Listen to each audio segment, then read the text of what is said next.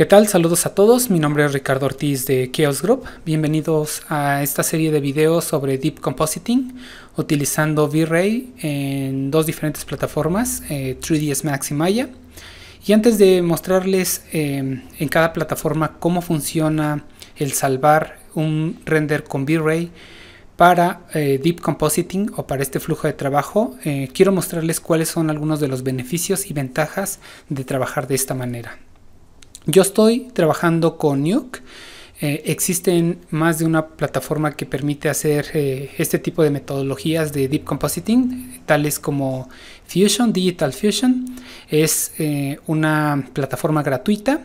Nuke es una plataforma de costo, pero bueno, también tiene una versión no comercial que les permite trabajar con esta metodología, de manera que pueden aprender a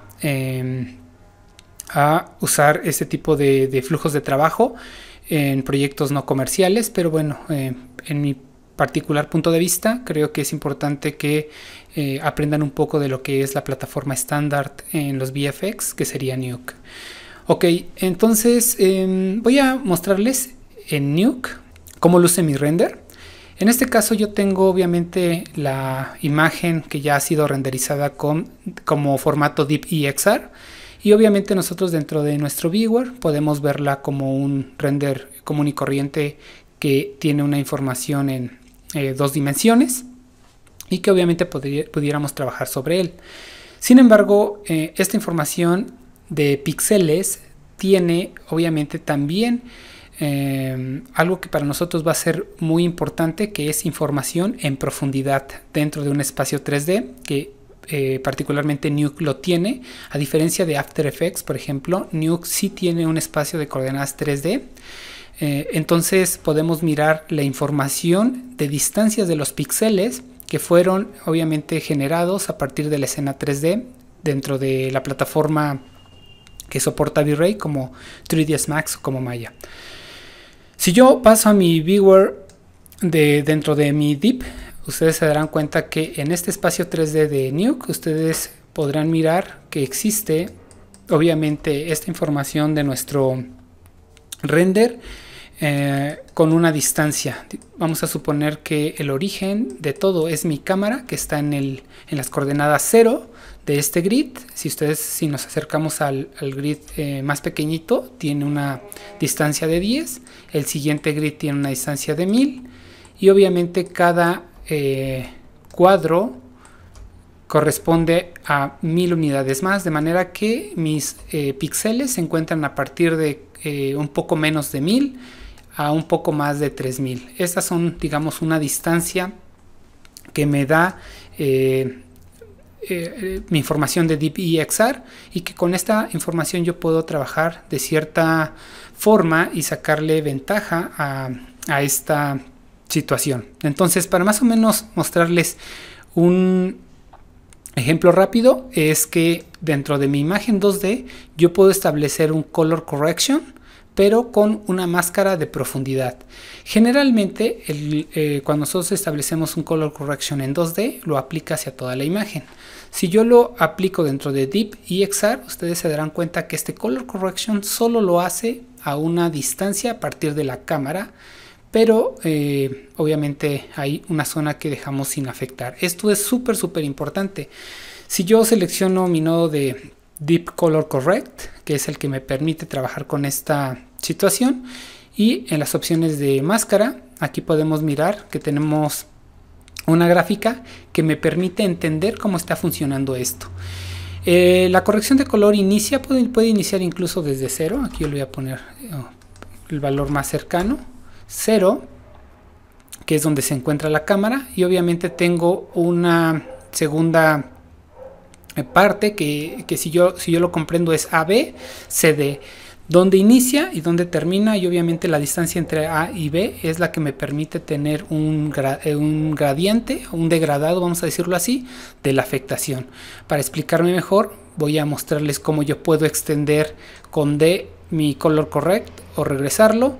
Y si yo no quiero que haya un degradado, pues obviamente lo estrecho C a D, y de esta manera obviamente aplico solo este degradado. Si ustedes se dan cuenta, yo estoy aplicando una distancia, déjenme aplicar una distancia de 1500.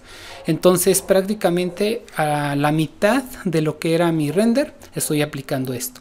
Puedo llevarlo más atrás, obviamente, cerrarlo, y si yo deseo puedo solo aplicar en una parte, digamos que a la mitad de mi render, esta máscara de Color Correct.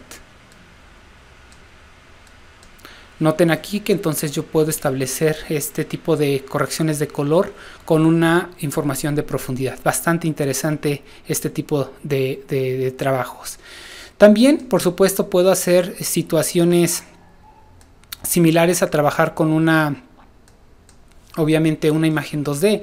Ya que hago yo mi corrección de color, puedo después convertir a una imagen común y corriente con la que generalmente trabajo en composición, y por supuesto puedo establecer efectos como lo es un glow, o por ejemplo puedo hacer un defocus en la parte de lo que sería ciertas zonas donde yo quiero pues obviamente blurrear por alguna razón, en este caso la composición. Entonces tanto el Color Correct se aplica a mi información de Deep, como también puedo hacer un grading tradicional de una imagen, pero antes tengo que convertirla a una imagen normal, con nodos, por ejemplo. En este caso el nodo se llama Deep to Image.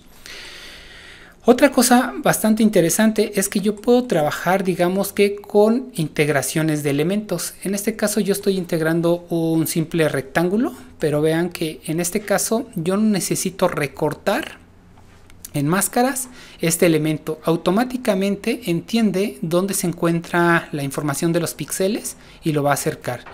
Yo estoy obviamente aproximando esta imagen en una distancia de 3000. Recuerden que este render tiene una distancia máxima de 3200 más o menos.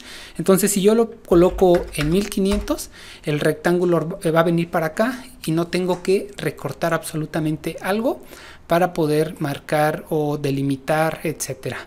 Y este tipo de situaciones pues me permiten por supuesto hacer integraciones de objetos y de elementos que sean afectados incluso por atmósferas. Imaginen que yo hice un render con atmosféricos, y entonces el atmosférico tiene mayor densidad en el acercamiento o en la parte más lejos, y se va a ver mi objeto afectado con esta densidad de una manera muy interesante. Para un ejemplo práctico, bueno, voy a mostrarles aquí un elemento que tengo, una serie de efectos de humo, que obviamente uno está en la parte de atrás, uno está en la parte de enfrente, y yo puedo, bueno, déjenme mostrar dónde se encuentra uno y otro. Este está en una distancia 1500 que se encuentra aquí. Yo puedo traerlo más adelante colocando, digamos, un valor 1000. Ustedes se dan cuenta que ya está más adelante. Y algo que es bastante interesante es que no se enciman. Por ejemplo, si yo coloco en este caso mi elemento, noten que el humo que está en la parte de atrás está obviamente detrás de este elemento que yo pongo a la mitad de los dos efectos de humo. Entonces prácticamente no tengo que estar estableciendo obviamente recortes y máscaras. Esto es bastante interesante a la hora de hacer composición. Ustedes podrían integrar personajes, etcétera, con una escala real y sin tener que recortar ciertas obviamente afectaciones en la profundidad. Bastante interesante esto. Otra característica muy interesante es que al tener información de profundidad, por supuesto yo puedo crear efectos de enfoque y desenfoque con esta distancia. Por ejemplo, si yo decido establecer un defocus, yo puedo enfocar ya sea mi primera parte de mi imagen o el final. Noten esto. Entonces prácticamente yo enfoco la parte de final, y la primera parte de mi render se va a desenfocar porque contiene esta información de profundidad. Si yo quiero incrementar incluso más este efecto, déjenme, vamos a suponer que voy a enfocar este monitor. Si yo quiero incrementar este efecto de desenfoque, bueno, pues voy a aumentar el size, y entonces obviamente yo pudiera trabajar de esta manera con mi defocus que tiene información de profundidad. Bastante interesante este tipo de flujos de trabajo, este tipo de metodologías de Deep Compositing. Ok, bueno, voy a pasar a las plataformas 3D para mostrarles cómo es el proceso para salvar un render en DeepEXR y poder entonces trabajar con este tipo de metodologías o flujos de trabajo. Ok, regresando a 3ds Max, entonces les muestro cómo podemos salvar nuestro render con información DeepEXR. Algo que primero quiero mencionarles es que solamente funciona utilizando Bucket o en modo Adaptive en las versiones anteriores a V-Ray 3.6. En este caso yo estoy utilizando V-Ray 3.6. Si me voy yo a mi opción de Image Sampler, tenemos las opciones de Bucket y Progressive. Salvar como DeepEXR solo funciona utilizando Bucket. Súper importante tener en cuenta esto. Es la única manera de trabajar con Deep Compositing para salvar nuestro render desde V-Ray para 3ds Max. Ok, lo que yo voy a hacer es bajar un poco la calidad solo para mostrarles rápidamente cómo sería el proceso de salvar nuestro DeepEXR. Ya que tengo obviamente mis settings finales, voy a ir a mi sección de Frame Buffer, voy a seleccionar V-Ray Raw Image File, voy a abrir mi ventana, voy a seleccionar mi carpeta de destino, que en este caso es mi escritorio, mi carpeta Deeps, y en esta ventana, déjenme hacerla un poco más pequeña, vamos a elegir obviamente OpenEXR y vamos a seleccionar la opción que está habilitada, bueno, que está indicada como DeepEXR. No vamos a hacer algo más, solo con esto ya va a funcionar. Le voy a llamar, por ejemplo, Deep 3ds Max. Esto es porque también estoy creando un video que va utilizando V-Ray para Maya. Entonces, una vez que hago esto, voy a lanzar mi render. No necesito hacer algo más. Automáticamente, cuando termine mi render, pues va a aparecer mi información de DeepEXR que ya voy a poder abrir dentro de Nuke. Vamos a esperar a que termine mi render.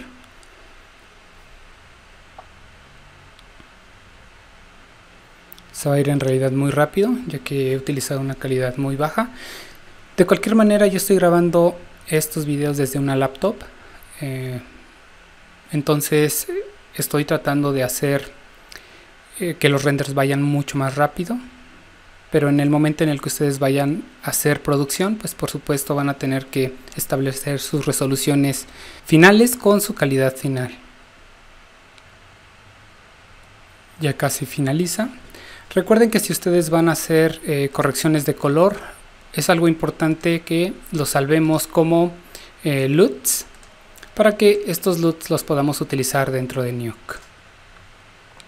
Ok, una vez que ya se ha salvado, si yo les muestro mi carpeta, déjenme hacerla un poco más pequeña en mi folder. Aquí tenemos ya nuestra opción de Deep 3ds Max. No es una secuencia, es el único el único frame que yo he establecido. Entonces ahora lo que voy a hacer es abrir Nuke y vamos a leer nuestro Deep que hemos salvado.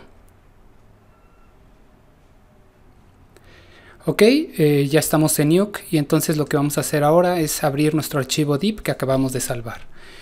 Obviamente estoy en mi área de trabajo de mis nodos. Lo que voy a hacer es dar clic derecho, seleccionar Deep y voy a seleccionar la opción Deep Read. Voy a ir a mi escritorio, que es donde yo lo he estado salvando, en el folder Deeps. Acá está. Y obviamente se llama Deep 3ds Max. Lo voy a abrir. Si yo conecto mi Deep, mi viewer, perdón, a mi Deep, entonces ustedes pueden notar que ahí está mi render, exactamente el mismo que tengo en 3ds Max.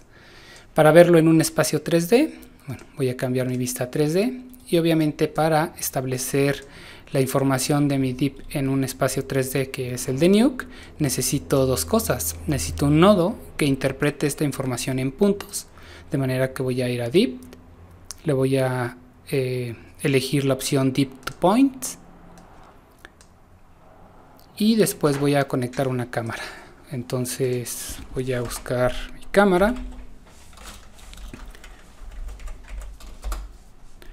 Voy a conectar mi cámara. De esta manera yo ya tengo mi información de DIP.